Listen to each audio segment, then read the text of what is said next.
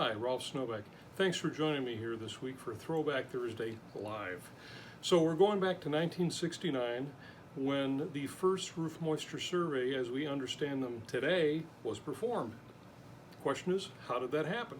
Now we're going to go back in time here a little bit and introduce you to somebody you should know, Donald Gammie. Who's Don? Well, grew up in the Chicago area, was studying at Purdue University back in the 40s. This little war broke out and he got drafted into World War II and was not at D-Day but was at Omaha Beach about a week after D-Day and fought his way across Europe. Bravest, most American man I've ever known, this guy right here. When he got back from his service to the country, he resumed his studies at Purdue, got his mechanical engineering degree in 1948, moved back to the Chicago area, and joined the family's pipe fitting business. In the 40s, the Atomic Energy Commission was actively promoting the safe use of nuclear technologies. And Don was kind of intrigued by that, being a mechanical engineer.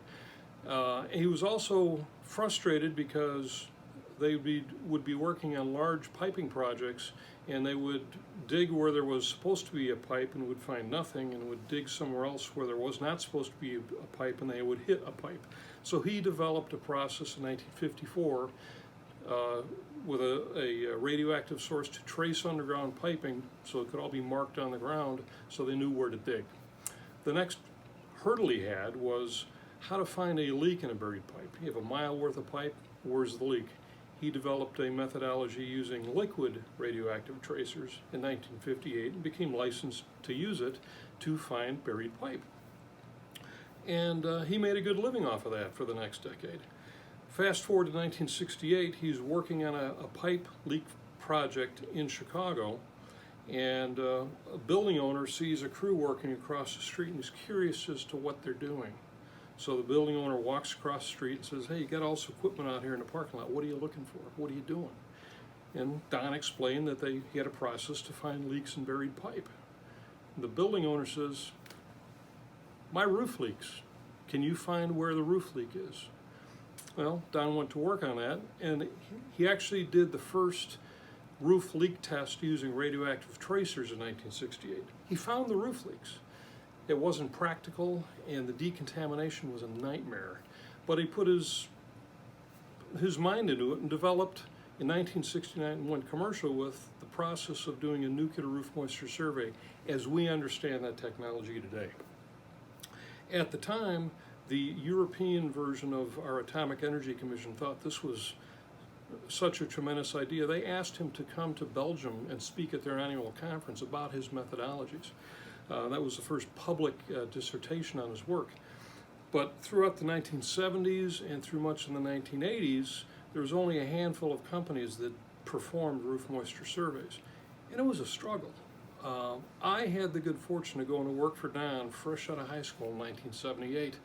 And at the time, what we take for granted today was considered voodoo or science fiction. People could not believe that a technology to find a roof leak existed.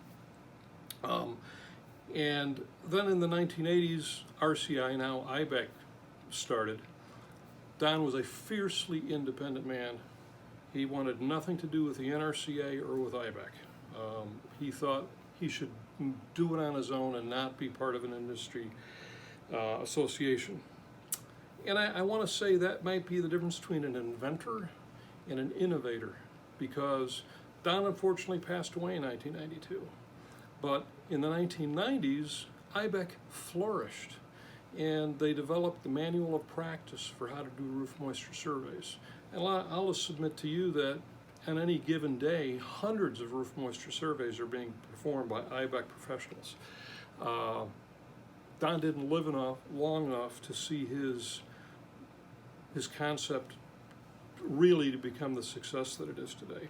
But that's the reason I wanted to share this with you. I had the good fortune of working for Don for 11 years, and a lot of the things that I do, I learned from him, and I owe him a debt of gratitude.